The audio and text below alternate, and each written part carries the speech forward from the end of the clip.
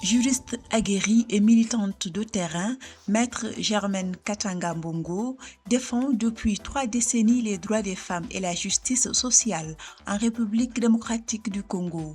À la tête de l'ONG Femmes Nouvelles pour la paix et le développement, elle conjugue engagement associatif et carrière institutionnelle de l'université jusqu'aux plus hautes sphères politiques. Entre rigueur professionnelle et vie familiale assumée, elle incarne un leadership féminin ancré dans la réalité et ouvert sur l'avenir. Dans cet entretien exclusif pour Femina au Forum des Grands Montana, elle livre sa vision d'une Afrique où la paix durable passe par la pleine reconnaissance des femmes. Madame Katanga Mbongo Germaine, communément appelée ou professionnellement appelée Maître Germaine Katanga Mbongo. Je suis présidente de l'ONG Femmes Nouvelles pour la paix et le développement.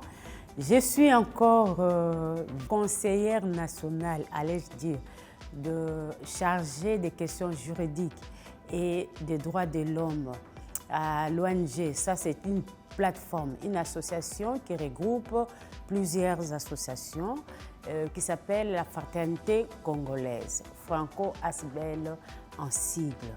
Et je suis également dans le monde professionnel, avocate au barreau de Kinshasa, c'est-à-dire en République démocratique du Congo.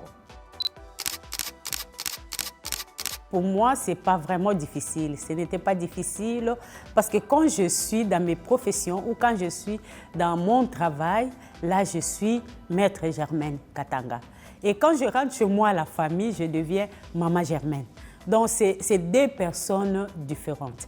Donc, ce n'était pas facile pour moi parce que même toute petite, j'aimais la vie de la famille. J'ai dû vivre une vie où chez moi, il y avait un père, une mère et des frères et sœurs qui même... J'avais déjà de postes, de grands postes dans la vie professionnelle. Mais quand j'ai rentré là, j'étais la femme de mon père et de ma mère. Et c'est comme ça n'a pas été difficile pour moi pour embrasser les deux vies, c'est-à-dire ma vie professionnelle et ma vie de maman.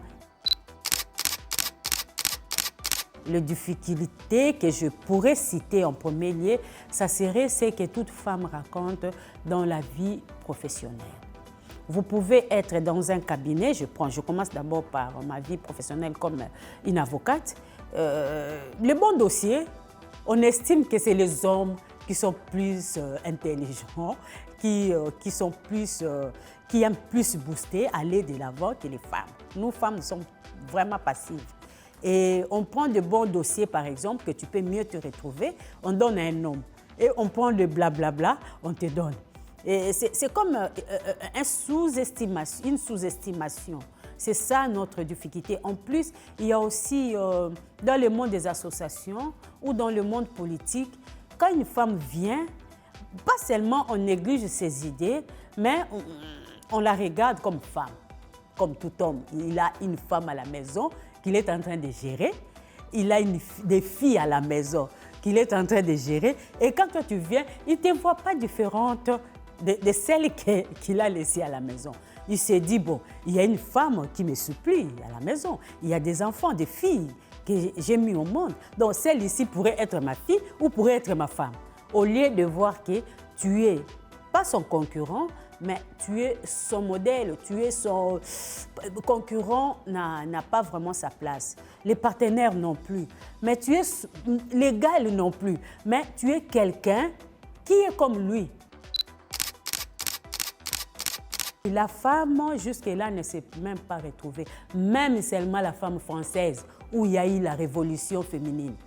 Donc, pas dans le sens de 8 mars, mais dans le sens de donner valeur à la femme à travers Simone de Beauvoir, bien sûr.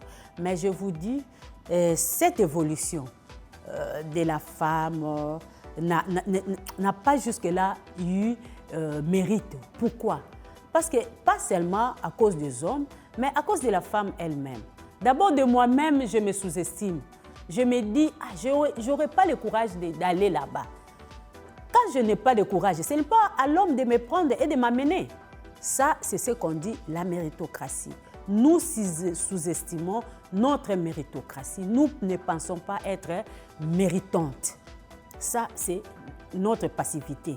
Mais il y a aussi les hommes qui nous mettent des coques à jambes, qui nous mettent un homme, j'ai dit au début, parmi les difficultés, un homme dirait, c'est mieux que ça soit un homme plutôt qu'une femme.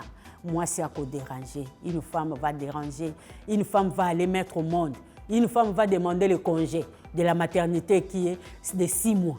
Chez moi, dans ma législation, on te donne déjà 6 mois. Les 6 mois, ça pèse, non? Un homme dirait ça. Mais si nous, femmes, nous nous tenons debout et que nous-mêmes d'abord, nous reconnaissons ce que nous sommes, ce que nous avons et ce que nous avons comme opportunité, je crois que nous ne parlerons plus de tout le discours que nous faisons tout autour de l'émancipation de la femme. L'émancipation viendra d'elle-même et puis l'évolution ne serait même pas en doute. Nous voulons qu'il y ait la promotion de la femme. En gros, nous voulons la promotion de la femme.